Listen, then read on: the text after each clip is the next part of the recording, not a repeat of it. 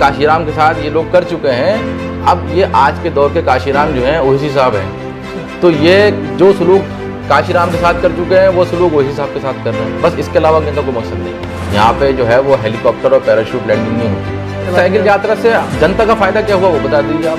उसमें ये नहीं है कि वो मुसलमान हैं, हिंदू हैं, सिख हैं, ईसाई हैं, दलित हैं, बौद्ध हैं, जैन, इससे बात का मतलब नहीं है। जो भी मजलूम है कोई भी हो, अब आप तो इसी रूम में बैठे हुए हैं, वहाँ से बैठ के आपको किसी ने कहा कि साहब ये ट्वीट करना है, आपने ट्वीट कर दिया। पता आपका ये भी नहीं मालूम कि आप वो ट्विटर हैंडल आप चलाते हैं या आपका कोई और चलाता है। सरकार का काम ये नहीं है कि वो गुरुद्वारा बनवाए, मस्जिद बनवाए या मंदिर बनवाए। इस राजनेता हमारे ये काम नहीं करते हैं, तो वो क्रिकेट टूर्नामेंट करवाते हैं, वो मुशायरा करवाते हैं, ठीक, वो अफ्तार की दावत करवा देते हैं। मैं सबसे बड़ा हिंदू मैं हूँ, तो हमें किसी के बड़े हिंदू होने से, बड़े मुसलमान होने से कोई एतराज़ नहीं है। आप बंगाल का चुनाव देख लीजिए, MIM के 6 लोग जो हैं वहाँ पे इलेक्शन हार गए। इस चीज़ का जिक्र अखिलेश यादव भी करेंगे, कांग्रेस के बड़े नेता भी करेंगे, सब करेंगे, तेजस्वी यादव भी करेंगे, सब करेंगे। तो 92 में बीजेपी कैसे जीत गई, 89 में बीजेपी कैसे जीत गई, 99 में सरकार में आ गई, तो ओवैसी साहब की वजह से आ गई।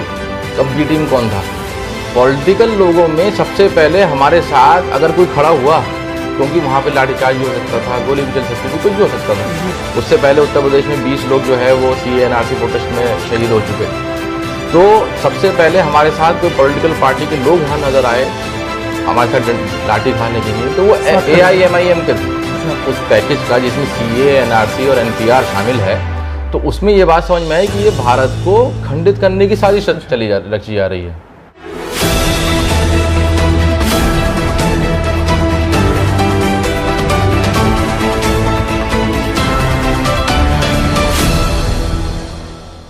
नमस्कार, आदाब, मैं हूं मोहम्मद शाहरुख। आप देख रहे हैं जनसोच। जब से उत्तर प्रदेश में विधानसभा इलेक्शन का आगाज़ हुआ है, जब से उत्तर प्रदेश में सरगर्मियाँ तेज हुई, विधानसभा इलेक्शन के चुनाव आने वाले हैं 2022 के, तब से ही ग्राउंड जीरो पर रिपोर्ट कर रहा है और जगह जगह जाता है और लोगों से पूछता है कि इस बार कौन उत्तर प्रदेश की सत्ता की कमान संभालेगा।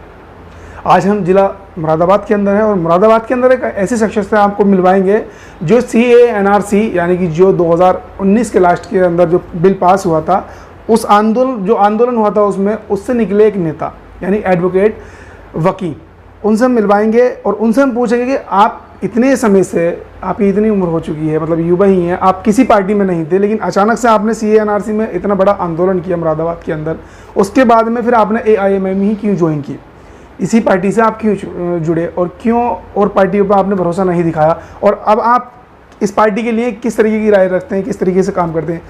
एडवोकेट वकील साहब, आपका बहुत बहुत स्वागत है हमारे जनसोच में। पहला तो हमारा सवाल यही है कि आप युवा हैं, आप चाहते तो किसी भी पार्टी में जा सकते थे, आपने आंदोलन किया CAA NRC के लिए, फिर उसके बाद में AIMIM ज्वाइन की। देखिए, पार्टी राजनीति करने का हमारा कोई इरादा कभी रहा नहीं। हम शुरू से एक सामाजिक संगठन चलाते हैं, उसी के ज़रिए हम एजुकेशन के नियम काम कर रहे थे यहाँ पर युवाओं के ऊपर। मैं अलीगढ़ में पढ़ा, जब वहाँ से लौट कर आया तो विदेश भी रहा। जब वहाँ से मैं लौट कर आया तो यहाँ पे NRC का और CAA का पूरा पैकेज तैयार था, जिसमें एक कम्युनिटी को डिमोरलाइज करने के लिए वो काम किया जा रहा था, जिससे ये बात महसूस हो रही थी। तो जब असदुद्दीन ओवैसी साहब ने पार्लियामेंट के अंदर वो बिल CAA का फाड़ा, तो हमने उस चीज़ को बहुत सीरियसली लिया और हमने कहा कि ऐसी इसमें क्या बात है कि इस बिल को फाड़ दिया गया। तो हमने उसकी स्टडी करी, तो वो स्टडी जब हमने करी तो उसमें समझ में आया कि ये तो पूरी भारत को खंडित करने की साजिश है। अच्छा, आप मतलब कुछ लोग कह सकते हैं कि ठीक है, आप मुसलमानों के लिए सब ये कर रहे हैं या उनको डिमोरलाइज करने की कर रहे हैं, वो ठीक है, लेकिन उसका मकसद मेन जो था उस पैकेज का, जिसमें CAA NRC और NPR शामिल है, तो उसमें ये बात समझ में आई कि ये भारत को खंडित करने की साजिश रची जा रही है, संविधान को बिल्कुल बदलने की तैयारी करी जा रही है। उसी में हमने मुरादाबाद में पहले 20 दिसंबर को एक धरने की शुरुआत की। वो धरना हमारा पूरा कामयाब नहीं हो पाया। फिर 29 जनवरी 2019 को ईदगाह के मैदान में 29 जनवरी 2020 को हमने जो है वो एक धरने की शुरुआत करी और वो धरना बहुत कामयाब रहा, क्योंकि वो बहुत शांतिपूर्ण रहा और उसमें सभी का यहाँ पे योगदान रहा। अब जब वो धरने में मौजूद थे, जब हम शुरुआत का धरने कर रहे थे, तो हमारी तो अपनी एक टीम थी जिसमें वकील भी थे और बुद्धिजीवी भी थे, एलीट तबका भी था, सब था, युवा भी थे, लेकिन जो ये सब नॉन पॉलिटिकल लोग थे। पॉलिटिकल लोगों में सबसे पहले हमारे साथ अगर कोई खड़ा हुआ, क्योंकि वहाँ पे लाठीचार्ज भी हो सकता था, गोली भी चल सकती थी, कुछ भी हो सकता था। उससे पहले उत्तर प्रदेश में 20 लोग जो है वो CA/NRC प्रोटेस्ट में शहीद हो चुके। तो सबसे पहले हमारे साथ कोई पॉलिटिकल पार्टी के लोग वहाँ नज़र आए हमारे साथ लाठी खाने के लिए, तो वो AIMIM के थे। अच्छा, तो वहीं से AIMIM के लोगों से मिलना जुलना शुरू हुआ और वहीं से फिर हमने पार्टी का आगाज़ किया। अच्छा, वो आपको AIMM की बात अच्छी लगी कि वो साथ आ रही है किसी भी मजलूम के साथ। लेकिन AIMM को लोग, जब आप उस पार्टी के काम से खुश हुए, लेकिन AIMM को लोग बात कहते हैं कि ये और कुछ नहीं करती, वोट काटती है, ओवैसी की ही बी, वो BJP की ही बी टीम कहते हैं लोग, और उसके बाद में कि ये हिंदू मुस्लिम वाला ज़्यादा पक्ष करती है, मुस्लिम मुस्लिम करती है। तो आप तो एक वकील हैं, एडवोकेट हैं, तो आप किस जगह देखते हैं इस बात को? देखिए, AIMIM और ओवैसी साहब जो थे वो 1992 में तो इतने एक्टिव थे नहीं पूरे भारत में। तो 1992 में BJP कैसे जीत गई, 89 में BJP कैसे जीत गई, 99 में सरकार में आ गई, तो ओवैसी साहब की वजह से आ गई। तो अब बी टीम कौन था?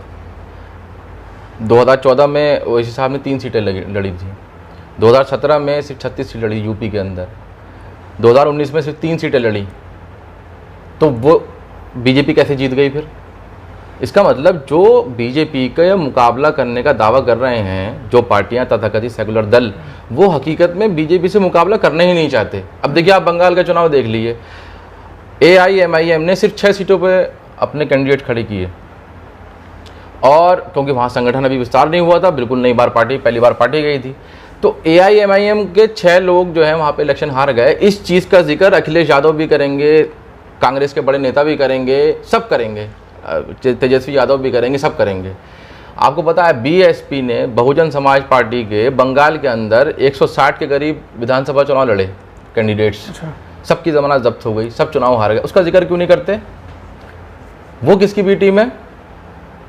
कम्युनिस्ट पार्टी ने 172 सीटों पर चुनाव लड़ा, 0 सीट आई उसकी, आप उसकी बात क्यों नहीं करते? मकसद क्या है? मकसद सिर्फ इतना है कि कोई भी मुस्लिम रिप्रेजेंटेशन की अगर बात कर रहा है, जो काम काशीराम के साथ ये लोग कर चुके हैं, अब ये आज के दौर के काशीराम जो हैं ओवैसी साहब हैं। अच्छा, तो ये जो सलूक काशीराम के साथ कर चुके हैं वो सलूक ओवैसी साहब के साथ कर रहे हैं, बस इसके अलावा इनका कोई मकसद नहीं है। अच्छा, इसके अलावा कोई मकसद नहीं। आपने कहा बंगाल में चुनाव लड़े, एक सवाल और है कि ओवैसी साहब का, असदुद्दीन ओवैसी का गठबंधन होता है OP राजभर से उत्तर प्रदेश के अंदर, महाराष्ट्र में गठबंधन होता है, पश्चिम बंगाल में होता है गठबंधन, लेकिन छोड़ के क्यों चले गए सर? क्या वजह रही? देखिए, कोई भी गठबंधन जब बनता है तो उसके कुछ कॉमन मिनिमम प्रोग्राम होते हैं, कुछ पॉइंट्स होते हैं उसके। अब उन पॉइंट्स को अगर वो पार्टी या वो दल फॉलो नहीं करेगा तो जाहिर सी बात है उसको गठबंधन छोड़ना पड़ेगा। हमारे कॉमन मिनिमम प्रोग्राम है ना कि आप हिंदू मुस्लिम की राजनीति नहीं करेंगे। एक कॉमन मिनिमम प्रोग्राम है, आप जो मजलूम है उसको हक दिलाने की बात करेंगे। ताकतवर को तो हक मिला हुआ है, आप बार बार ताकतवर को हक दिलाने की बात कर रहे हैं। ताकतवर को हक मिल चुका है। ये बहुत बड़ी बात है कि ताकतवर के लिए ना बोल करके जो हकदार है जिस चीज़ का, यानी गरीब और जो मजलूम है, उसके लिए आवाज़ उठाए इंसान, कोई भी हो, BJP हो, AIMM हो, सपा हो, उसके लिए आवाज़ उठानी चाहिए। आप अपनी बात जी। तो अभी अखिलेश यादव जी ने अभी किसी प्राइवेट चैनल के मंच पे थे वो मौजूद वहाँ पर, और अपना इंटरव्यू उन्होंने दिया जिसमें उन्होंने कहा कि मैं सबसे बड़ा हिंदू मैं हूँ। तो हमें किसी के बड़े हिंदू होने से, बड़े मुसलमान होने से कोई एतराज़ नहीं है। कोई आदमी अपने आप को बड़ा हिंदू समझता है या मुसलमान समझता है, वो समझ सकता है, और वो उस पर मेहनत भी कर सकता है, अपने धर्म को पालन कर सकता है, ठीक है। लेकिन उन्होंने उसके अंदर एक बात और ऐड करी। उन्होंने कहा कि राम मंदिर जो बन रहा है वहाँ पर, तो उस राम मंदिर में जो लोग किसान अपनी ज़मीन दान दे रहे हैं तो वो पुण्य का काम है उनके हिसाब से, तो वो ठीक है। अब उन्होंने उसमें सरकारी ऐलान ये किया कि हमारी सरकार अगर वहाँ पर आएगी तो हम वहाँ पर उन लोगों को 6 गुना मुआवजा देंगे जिन लोगों ने मंदिर को ज़मीन दान की है। अच्छा। तो ये काम सरकारी तौर पर आप नहीं कर सकते ना। बात यह है कि सरकार जो है वो किसी भी धर्म को साथ लेके नहीं चल सकती, वो सारे धर्मों को साथ लेके चलेगी। मतलब सरकार का काम ये नहीं है कि वो गुरुद्वारा बनवाए, मस्जिद बनवाए या मंदिर बनवाए, ये सरकार का काम नहीं है। तो सरकारी जो राजनेता हैं हमारे, उनकी समझ में आज तक ये बात क्यों नहीं आ रही कि वो काम करना चाह रहे हैं जो काम जिसकी उन पर जिम्मेदारी ही नहीं है। उन पर जिम्मेदारी है स्कूल बनवाने की, अस्पताल बनवाने की, बच्चों को माल न्यूट्रिशन से निकालने की, ये जिम्मेदारी है उनके ऊपर। ये काम तो वो कर नहीं रहे। बाकी दूसरे काम वो कर रहे हैं, मंदिर वो बनवाएंगे, किसी दरगाह पर चादर वो चढ़वा देंगे। ये आपका काम नहीं है। आपका काम था स्कूल बनवाना, अस्पताल बनवाना, बच्चों को फ्री शिक्षा देना, वो तो आपने काम किया नहीं, रोज़गार तो आपने दिया नहीं। तो जब राजनेता हमारे ये काम नहीं करते हैं तो वो क्रिकेट टूर्नामेंट करवाते हैं, वो मुशायरा करवाते हैं, ठीक, वो अफ्तार की दावत करवा देते हैं कि वो चाहते हैं कि इन्हीं बुनियाद पर हमें वोट मिल जाए बस। अच्छा अच्छा, एडवोकेट वकी जब एएमएम में आ चुके हैं काफ़ी 19 के बाद में, काफ़ी 21 साल हो गया, 2 साल हो गए, तब वकी का क्या इरादा है? देखिए, हम तो अभी पार्टी में मुझे जिम्मेदारी दी गई है मुरादाबाद की, तो मैं मुरादाबाद में महानगर अध्यक्ष हूँ और यहाँ पर पार्टी को बूथ लेवल तक मजबूत करने की जिम्मेदारी है। तो उसी के सिलसिले में लगातार कॉर्नर मीटिंग्स चल रही हैं, कोई बड़ी मीटिंग्स नहीं चल रही, कॉर्नर मीटिंग चल रही हैं। और लोगों को जो है, जो पार्टी के लोग हैं, जो आवाम हैं, हम चाह रहे हैं कि वो पार्टी में ऑफिशियली ज्वाइन हो और एक उसमें हमने सदस्यता अभियान शुरू किया है अभी, और उसको अब बड़े स्केल पे लेके जाने वाले हैं। तो इसी तरीके से कि जो लोग भी मजलूमों की और कमज़ोरों की बात करना चाहते हैं, वो चाहते हैं कि वो बात उठ कर आए, तो हम चाहते हैं वो सब लोग इकट्ठे हो जाएं। उसमें ये नहीं है कि वो मुसलमान हैं, हिंदू हैं, सिख हैं, ईसाई हैं, दलित हैं, बौद्ध हैं, जैन, इससे बात बस मतलब नहीं है। जो भी मजलूम है, कोई भी हो, अच्छा, कोई भी हो, आपकी पार्टी उसके लिए आवाज़ उठाने के लिए तैयार है? जी बिल्कुल। अच्छा, अभी जो हाल ही में तालिबान ने कब्जा किया है अफगानिस्तान पर, शफीकुर रहमान समाजवादी पार्टी के सांसद हैं, वो एक बयान देते हैं, हालांकि मीडिया ने उसे जिस तरीके से पेश किया वो गलत था, लेकिन उनके लफ्ज़ भी जिस तरीके से उन्होंने बीच की क्लिप निकालने के बाद में दिखाया, तो केस होने मतलब जो कोई भी सुनता वो गलत था, उन पर केस हो जाता। लेकिन वही बात अगर असदुद्दीन ओवैसी एक मंच से कहते हैं तो उनके ऊपर केस नहीं होता। ये तो उन्होंने वो बात कही कब है? उन्होंने कहा कि मैं उस बात का समर्थन नहीं करता, लेकिन ये जो देशद्रोह का आप कानून सब पे लगा रहे हैं, बैरिस्टर साहब की आप पूरी बात सुनिए, तो वो कह रहे हैं कि मैं उस चीज़ का समर्थन नहीं करता हूँ, लेकिन वो जिस तरीके से हर बात के ऊपर कानून लगाए देशद्रोह का मुकदमे लगाए जा रहे हैं लोगों के ऊपर, वो गलत है। इस चीज़ का विरोध गांधी जी ने भी किया था कि राजद्रोह जो है, देशद्रोह जो है, ये दोनों चीज़ें अलग हैं, आप इसका मिसयूज़ नहीं कर सकते। अच्छा, और आपने अभी कहा था कि और सरकार की आलोचना जो है वो कभी देशद्रोह नहीं होता है। सरकार एक अलग चीज़ है, देश एक अलग चीज़ है। देश तो हमारा, हम देश के लिए अपनी जान कुर्बान करेंगे।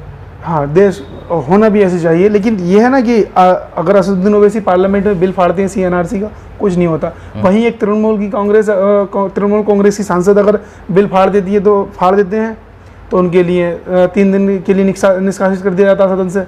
तो इसे किस तरीके से देखते हैं? तो आप वो पूरा सिनेरियो देख लीजिए कॉन्टेक्स्ट में, कि जब असदुद्दीन ओवैसी साहब ने वो बिल फाड़ा था, तो एक तो बात ये होती है कि जो पार्लियामेंट होती है, तो वो पार्लियामेंट जो होती है वो बहुत सारे कानूनों से ऊपर है, क्योंकि वहाँ कानून बनाए जाते हैं, तो वहाँ पे बहुत सी चीज़ें लागू नहीं होती कानून की सब, उसके जो हम आमतौर पे पार्लियामेंट के बाहर हमारे पर लागू होती है, वो पार्लियामेंट में, तो उसमें आपको एग्जेम्पशन मिलता है, क्योंकि आप सांसद हैं, आप बहुत सी बातें वहाँ कर सकते हैं।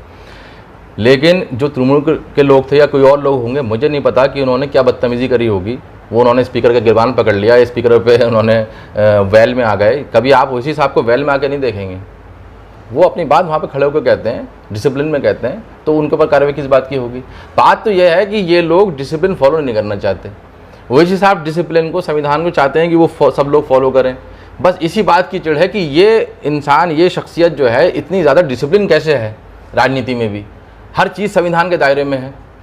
ये काम हम क्यों नहीं कर सकते? आपके अंदर काबिलियत होती तो आप भी करते, आप पैदा करिए अपनी काबिलियत। अब आप तो इसी रूम में बैठे हुए हैं, वहाँ से बैठ के आपको किसी ने कहा कि साहब ये ट्वीट करना है, ना आपने ट्वीट कर दिया। पता आपका ये भी नहीं मालूम कि आप वो ट्विटर हैंडल आप चलाते हैं या आपका कोई और चलाता है। ट्वीट से किसकी तरफ इशारा?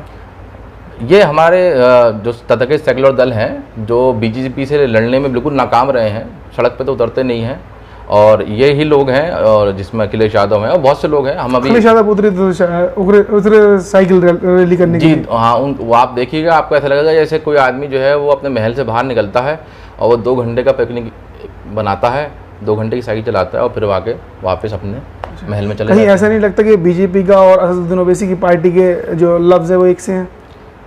कैसे लगता है बताइए? वही बीजेपी कहती है कि BMW साइकिल लेने के बाद में साइकिल यात्रा हो रही है, वही यहाँ पे क्या 2 घंटे तो उस साइकिल यात्रा से जनता का फायदा क्या हुआ वो बता दीजिए आप मुझे। अगर उन्होंने कोई पदयात्रा निकालनी थी, कोई आंदोलन करना था, तो वो बेरोजगारी की नहीं करते, वो तो विधानसभा के बाहर बैठ जाते, किसी DM कलेक्टर के सामने बैठ जाते कि भाई आप बेरोजगारी ख़त्म करिए, आप महंगाई ख़त्म करिए, सिलेंडर महंगा हो गया, पेट्रोल महंगा हो गया, आप वहाँ पर अनशन पे बैठ जाइए ना। आप कहिए अखिलेश यादव से कि वो अनशन करें वहाँ बैठ के, अच्छा, क्यों नहीं करते? तो 2022 में अकेले चुनाव लड़ने का एआईएम का इरादा है अगर गठबंधन नहीं होता है तो? देखिए, हमारे प्रदेश अध्यक्ष जनाब शौकत साहब ने साफ साफ कहा था कि हम 100 सीटों पर चुनाव लड़ेंगे, गठबंधन के साथ लड़ेंगे, और जो भी बीजेपी को रोकना चाहता है वो हमारे साथ आ जाए। अच्छा। जो आना चाहे वो उसका वेलकम है। अच्छा, जो आना चाहे उसका वेलकम है जी 100 सीटों पर आप चुनाव लड़ेंगे। जी। और एडवोकेट वगी क्या महानगर अध्यक्ष की जिम्मेदारी संभालेंगे या किसी विधानसभा सीट से उतरने का इरादा है? ये फैसला पार्टी करेगी। देखिए, पार्टी में डिसिप्लिन ज़रूर होना चाहिए। कोई भी इलेक्शन लड़ने की अपनी ख्वाहिश पेश कर सकता है। ये हमारी लोकतांत्रिक पार्टी है। कोई भी आदमी कहे कि मैं इलेक्शन लड़ना चाहता हूँ, आप अपना आवेदन कर दीजिए। हमारी बहुत साफ पॉलिसी है, आप पहले आवेदन कीजिए, आपका सर्वे होगा, उसके बाद आपको टिकट दिया जाएगा। अच्छा। यहाँ पे जो है वो हेलीकॉप्टर और पैराशूट लैंडिंग नहीं होती। यहाँ पे तो सर्वे होगा और सर्वे की बुनियाद पर टिकट दिया जाएगा। बहुत साफ सुथरी बात है। अच्छा, अगर देती है पार्टी, अगर भरोसा दिखाती है तब बिल्कुल लड़ेंगे, जी जान से लड़ेंगे। जी जान से बिल्कुल चुनाव लड़ा लड़ेंगे। जाएगा। पार्टी अगर आदेश करेगी कि ये काम करना है तो वो करना है। चलिए, एआईएम से जुड़े हुए हैं 2 साल हो चुके हैं। पहले किसी पार्टी से जुड़े हुए नहीं थे, एआईएम का इन्हें काम अच्छा लगा। हालांकि सभी पार्टी अपने अपने हिसाब से काम अच्छा करती हैं, लेकिन इन्हें एआईएम का काम अच्छा लगा। क्यों, इन्होंने बताया। अब सारी बात की सभी की आवाज़ उठाती है। अब देखना 2022 में होगा कि एडवोकेट वकील साहब कहीं से चुनाव लड़ते हैं या फिर जो एआईएम है 100 सीटों पर लड़ने का दावा कर रही है, उसे उत्तर प्रदेश की जनता कितनी सीटें देती है, या जो बीजेपी की रोकने की बात कर रहे हैं वो कितना कामयाब हो पाते हैं, या फिर दोबारा बीजेपी ही सत्ता में आती है। आप देख रहे थे जनसोच। शुक्रिया।